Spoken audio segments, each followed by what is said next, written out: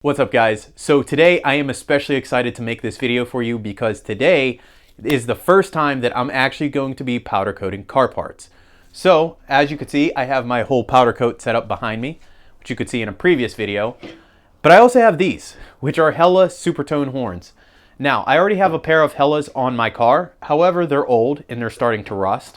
And the second issue with them is the wiring harness wore out several years ago. I think it got water in there and short-circuited, but it's time to replace them. So I have new horns and I have a brand new wiring harness to go in. The only issue with my Hellas, my brand new ones, is that they're red. They come from the factory as being red, and red is an awesome color. And I understand why Hella does it, because it's bright and it's bold and it looks awesome. However, red is not the color that I want. It's not really going with my build. And the other problem that I have with it is like 60% of people or so who have Hella horns leave them as red. And I like to be different. So I have my powder coating set up and I have the ability to powder coat. So I'm going to change the color. First of all, I need to remove the grills from these horns. They have 8 screws around them with nuts on the back, so you can remove them.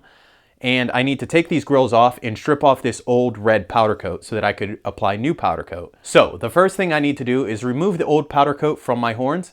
And to do that, I actually have 2 products. Firstly, I have Aircraft Stripper, Aircraft Remover. This is Rust-Oleum brand. It really doesn't matter what brand it is because it's all the same chemical. This is pretty much the go-to chemical that a lot of hobbyists use to remove powder coat and paint and stuff like that. And that's because it works. It works. And it's very caustic, so I want to be careful not to get any on me. It smells pretty nasty. I would advise using a mask with it, a respirator. But this fairly works well. You know, it usually gets the job done. This other product that I have is from Eastwood, and it's called D-Coat. And this is a paint and powder coat stripper. So this is specifically for removing powder coat. Here's how I'm going to set this up. In this black bin here, which is plastic, I'm going to put one of my horns in here. I should clarify, just the grill, not the horn. I'm going to separate that. But I'm going to use D-Coat for this one, and I'm going to use Aircraft Remover right there. So we'll see which one is actually faster.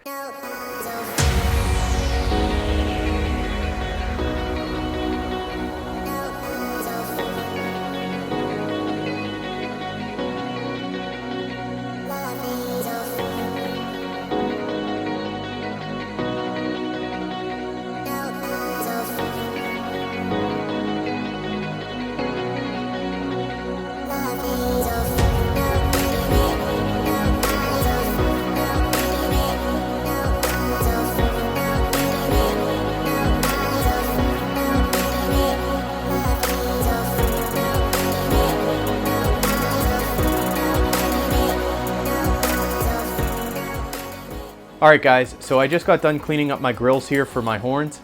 Overall, the D-Coat actually worked better than the Aircraft Stripper.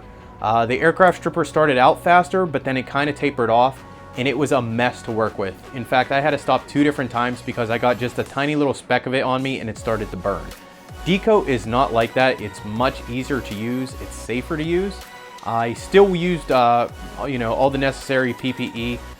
It will eat through nitrile gloves over time. But it doesn't burn. It's not anywhere near as bad as Aircraft Stripper. So I have my grills all cleaned up. Now all I have to do is hit them with some of this painting prep, and then they'll be ready to get sprayed in my powder coat booth. So then I'm going to spray them, and I already got my oven preheated. So I'm ready to rock and roll.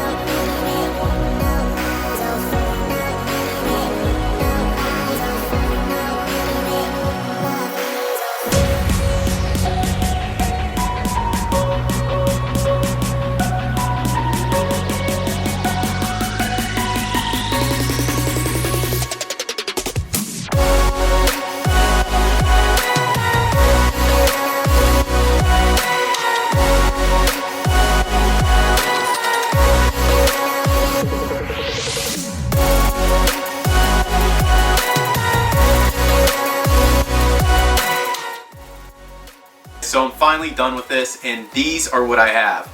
Now this color is Neon Yellow from Prismatic Colors, and it also has a clear coat of Glow Be Clear. This right here is also Neon Yellow, but it doesn't have the clear coat on it. So I don't know if this is really showing up well on camera, but the clear coat here brings out the color and it makes it much more intense. Unfortunately, these are not perfect. This was my first real attempt at powder coating, and while powder coating isn't that hard, there is a slight learning curve, and you know, there are still going to be imperfections. So I'm very happy with how these turned out. They're pretty good. These are going to be, for my horns, they're going to be behind the grill on my car, so it's okay if they're not 100% perfect. I'm happy with them. I have the satisfaction that I did it myself. This here is the color that I'm going for, probably with my brake calipers too. And what's really cool about Glow Be Clear is when the lights go out, it gets kind of crazy.